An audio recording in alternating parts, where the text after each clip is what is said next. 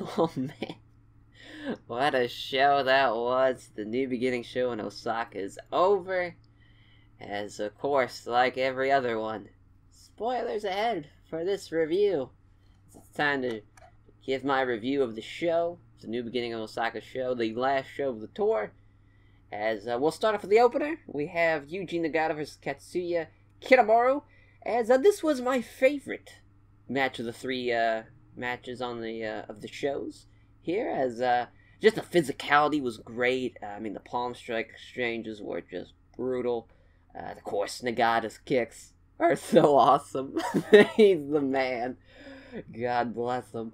The natural story of the young lion was the experience that it's so simple, but I felt like the crowd was just really into it. Compared to at least the previous two matches against Elgin and Juice, I felt like this one, I don't know if it's just the Osaka crowd, who knows. It felt like the crowd's more into it. The one little negative thing I could say about the match was Kitamura hit a spear. Didn't really look good at all, and then the pin afterwards, Nagata's like one shoulder's up off the mat the whole time during the count. But, other than that, it's still a good little opener. Nagata gets the win. But I enjoyed it, though. I enjoyed it for what it was. Decent little opener. Can't really complain too much. Then we have a tag team matchup between Roppongi 3K and Suzuki-gun. The team Suzuki-gun being El Desperado and Yoshinobu Kanemaru. As just your typical little Suzuki-gun match there. Start off, they jump-start it. They go to the outside, use the guardrails, and now it starts to build towards the hot tag from Yoa's show. Basically has a lower back injury, at least, taped it up, the lower back, so just basically from that point on, it's just building up towards the hot tag for Yo, and it looks like things are going their way after the hot tag is made to Yo. They get rocking and rolling there, but Show's back starts giving out. They try to hit their finish, Show's back gives out, as Kanemaru, he's got a Boston Crab locked in, and Yo's just selling away on his back. And it looks like he's going to tap. El Desperado's going to chair, and he starts hitting it. Hitting Yo with it on the outside. As Rocky gets upset, gets on the apron, distracts the ref. It gets broken up.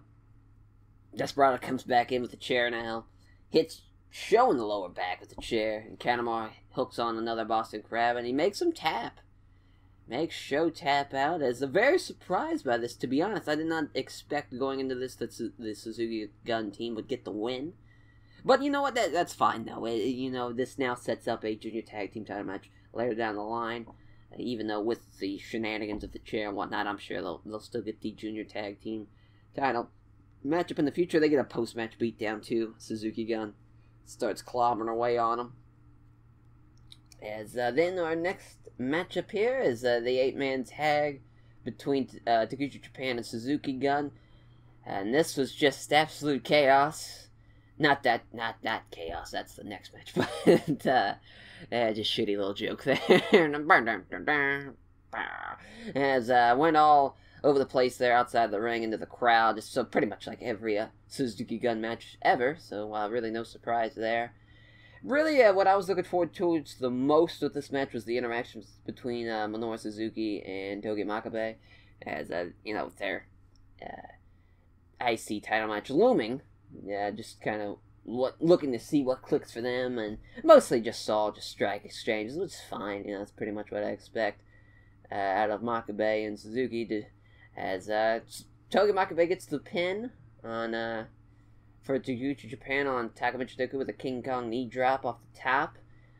Makabe does cut a promo afterwards, and making the challenge official for Suzuki's Intercontinental Championship. So it's official now. There's that. They have to be pulled apart. Suzuki gets in the ring. They have to be a pull apart between the teams. Pretty holding back Makabe and Suzuki. As then, of course, one of my favorite Suzuki-isms. He kills a young lion. Kills a New Japan young boy. Throws the guardrail on him. I love it. nothing that puts a smile on my face quicker. Seeing Suzuki just beat the shit out of young boys. Those New Japan young boys. Gotta love it. As then the 6-man tag team matchup, the team of David Finley Jr., Henare, and Juice, taking on the Chaos team of Yano, Ishii, thanks a lot, Windows, god damn it. Hopefully it doesn't fuck up the recording. team of Yano, Ishii, and the new United States champion, Jay White. As, you know, I'm glad they at least are trying to separate Jay White from the rest of the Chaos, giving him that solo entrance, making it clear he's only there to be on the same group as Kazuchika Okada. As, trying to keep him as a heel. At least they're trying to make him a evil, dangerous character, so at least there's that. As, if you did skip this match, you didn't miss much. There actually wasn't a whole lot of shit going on there, as, Jay White gets the win with a referee stoppage after clobbering Henare with some elbows after he hits the Blade Runner on him. That was actually a pretty cool finish. They're getting... He's figured it out now. I think he's starting to figure it out, old Jay White. You know, he's starting to get it together. It just took him some time. That's all it takes, you know, a lot of it. And, you know, when you're being a new heel, it takes some time to get used to it. And I think that's what happens, you know. He looks and he moves comfortable out there. That's all that really matters now. Which is great to see. That's all you're going to ask for. So then we get a video for Strong Style Evolved. This is Rey Mysterio Jr. How about it?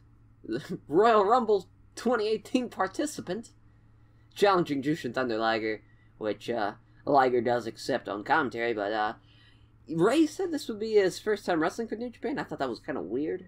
I guess him wrestling Psychosis on the Super J Cup doesn't really count. I guess that's technically war. But, I don't know.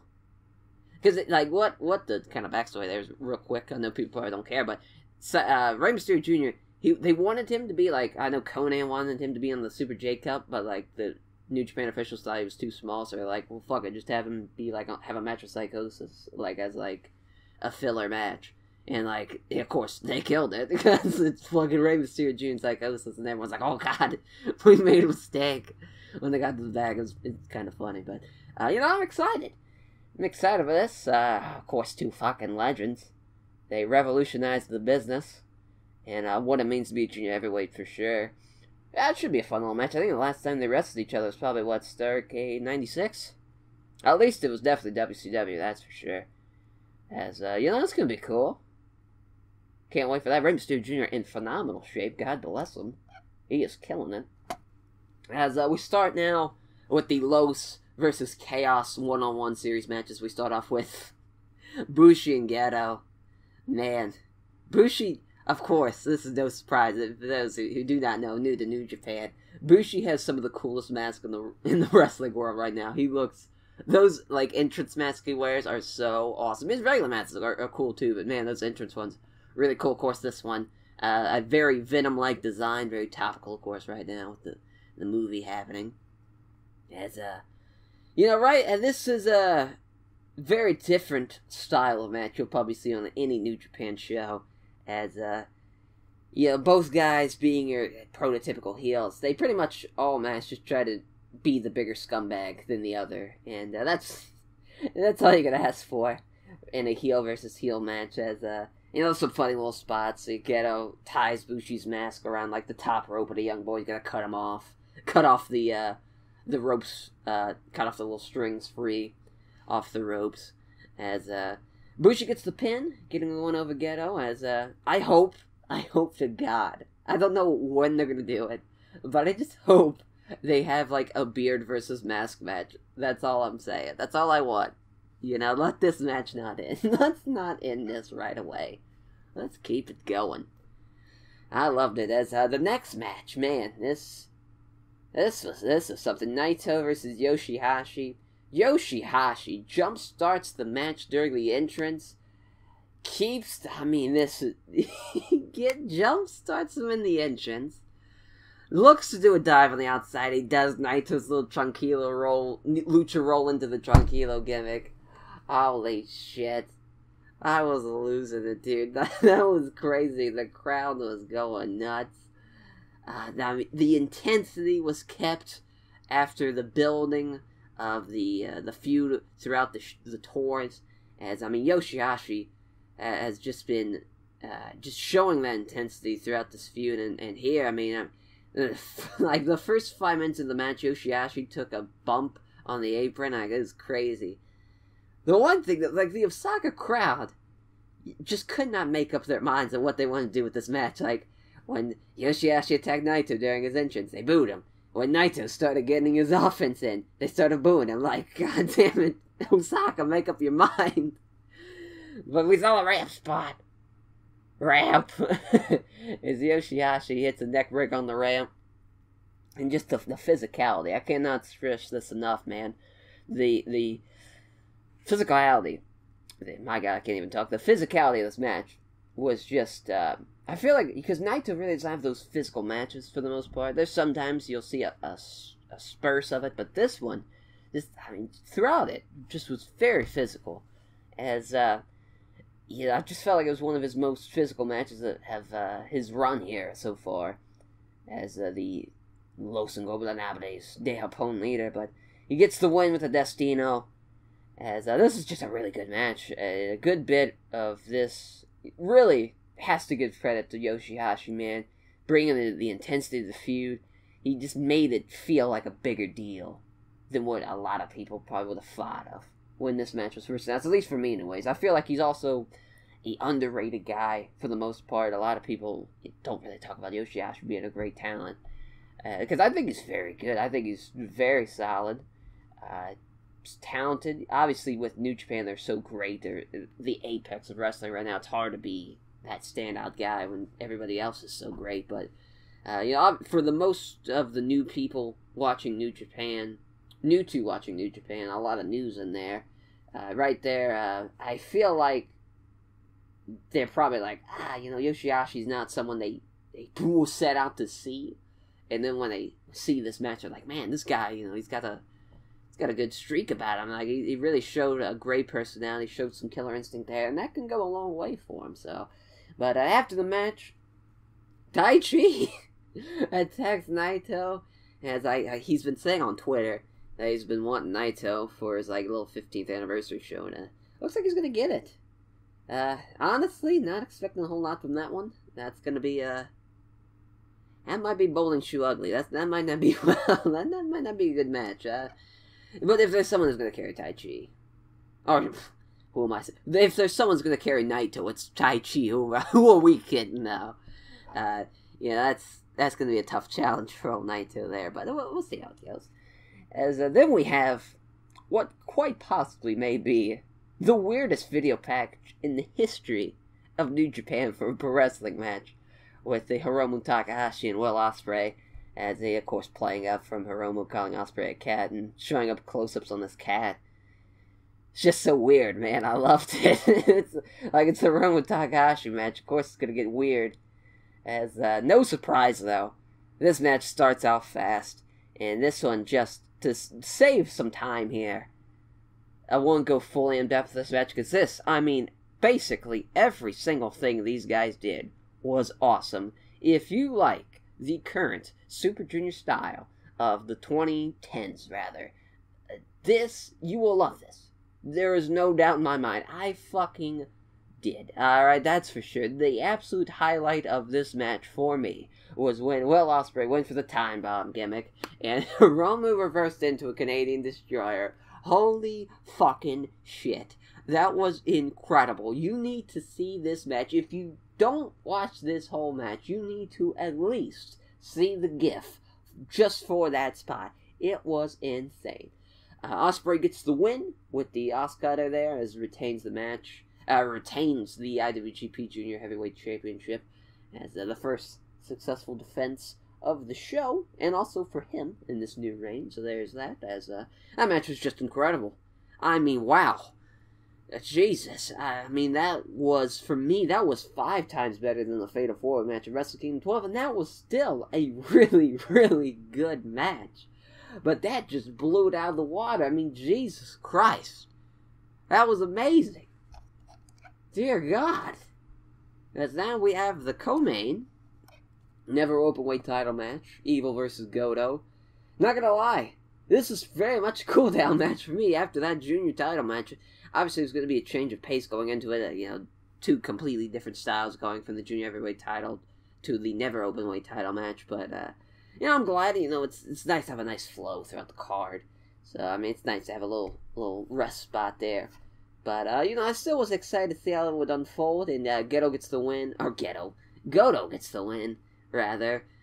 Goto gets the win with a reversing the STO from Evil into the GTR, which, God bless that move, I love it to death.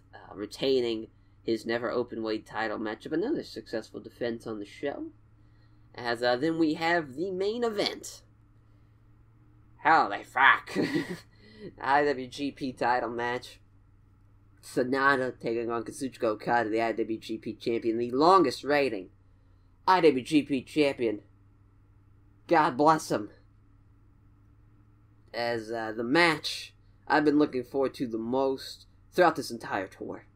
Sanada's entrance gave me that Mortis flashbacks. Like, my god, the skull gimmick and the green. It's probably just me. But this match, for my money, was the match of the night. I mean, even with that junior heavyweight title match, just the thing about it is, every single IWGP title match, now that Okada beat Naito at Wrestle Kingdom 12, it's just going to be on a whole nother level. Because basically, every single opponent, for the most part, depending on who it is, there are going to be some, obviously, some anomalies here, but he's going to be the face. The crowd's going to get behind him so much. The crowd is going to want that guy, whoever he is, to dethrone Kazuchika Okada. And even in this match alone, Sanada, I love him to death. He's the man. He's a guy who, just as far as the scope of New Japan, he's a guy who's a tag team champion. He's really been like a mid-card guy, let's just, to be quite frank. Who's very talented, extremely talented. I will say he's arguably one of the best in the world, even though a lot of people probably won't say that. I think he's tremendous.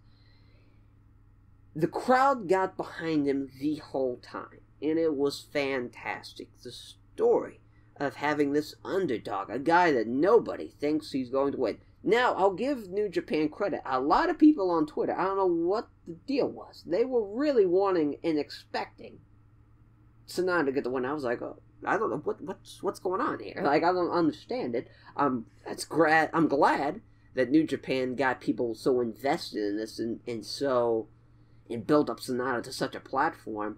I mean, they're so great at that. And Sanada, had like an interview. I forget where it was, but he said something like, "I like to imagine wrestling, even though wrestling can't go on without me. I like to imagine it can't." And that was that's just such a great quote, and it's just tremendous. But this match, when you have the crowd behind the challenger the whole time. The underdog challenger, as well, the underdog challenger. And with it being the IWGP Championship matchup, with it being for that belt, the most prestigious title in the world right now, it matters just so much. It matters more than almost any match New Japan can ever do, and will ever do, as far as until probably, if and when Kazuchika Okada loses that. And, of course,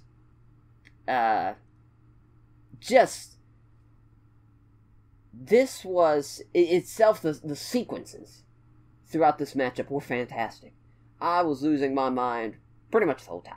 Just the way Sanada was setting up for that skull in was just nothing short of phenomenal. From the moonsault flip DDT into it, well, I guess the moonsault set up into it, into the, oh shit. What's it called? I don't know. Mine's drawing a blank. The Ultimo Dragon used to do it. Seth Rollins used to do it too, the Seth Walker. Oh, fuck. Standing slice bread, whichever you want to call it. There's so many different names for it. Going that into the skull, and there were so many ways he could do it. He just killed it every time. This was easily Sanada's greatest match he's ever had. So happy for him. I've just been a fan of him for a long time, so this is so nice. And so pleased and excited when this match was announced and he delivered. And of course, Okada did, because, Okada's God. And Okada gets the win with the Rainmaker. I forgot to mention that during the promo, Okada sending the crowd home, a fan told him to go home. And he said, hang on, he'll leave in a bit. What a fucking beast. Oh my god.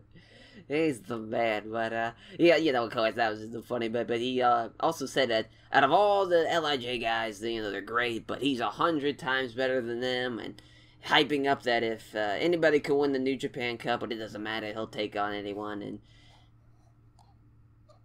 you know, he did the 1, 2, 3 gimmick that he always does, but, he couldn't do the 3 because Goto wasn't there, so a little sad. That is now Okada's 10th defense, which he could tie Tanahashi with 11. Then at 12, he will be the sole holder of the most title defenses in a single reign, which will be nothing short of fantastic. In my opinion, that's just me. He arguably, okay. In my opinion, Okada is the greatest IWGP champion of all time. Now, that's just me. You could say, you know, arguably it's either going to be probably him, Tanahashi, and, like, Grey Buddha. Like, you could easily say Hashimoto or Tetsuya Fujinami, you know, for those, you know, cases. But I just feel like it's really down to just Okada and Tanahashi at this point. Because now, you know, Muda and Hashimoto, they had those 1,000 combined days, and they've had some nice solid combined defenses. I think Hashimoto had like 20 and Muda had like 19 or 18, something like that, you know. And with Okada and Tanahashi's had like 28 out of his 7 reigns, and Okada just now got his 23rd, I believe, might be 24th, so he's catching up to him. But just for me, Okada, this reign alone, I think just solidifies himself as the guy. That's just me, though. You know, Tanahashi had a tremendous 2011. He's fucking tremendous. Just, I mean, killed it. From when he won the belt at Wrestle Kingdom 5 to when he lost it at New Beginning at Osaka against Okada. Think of just how many IWGP champions there have been, and just how many great people have held that belt. How many just badass motherfuckers. Just all the lists. The Shinsuke Nakamura's, the fucking Vaders, and the Nagatas, Kensuke Sasaki, you know, Fujinami, Hashimoto, Grey Buddha, even AJ Styles, you know, guys who kill it, who had just great reigns. Nothing comes close to me for what Okada's been. Marking the end of the New Beginning tour. You know, if I had to rate these shows in order, I would say the Osaka show, the show that just happened, I'd put that number 1. I would put Day 2 second, and I would put Day 2 at third. I just felt Day 2, it had the great reunion of the Golden Lovers, but really as far as like matches go, nothing that could top Day 1 or the Osaka show. So that's kind of my opinion on that. And really, as comparing Day 1 and the Osaka show, there's nothing that could top Okada, Sonata, and Ospreay and Aroma. There's just nothing. Even, I would say Okada and Sonata was definitely the best match of the tour.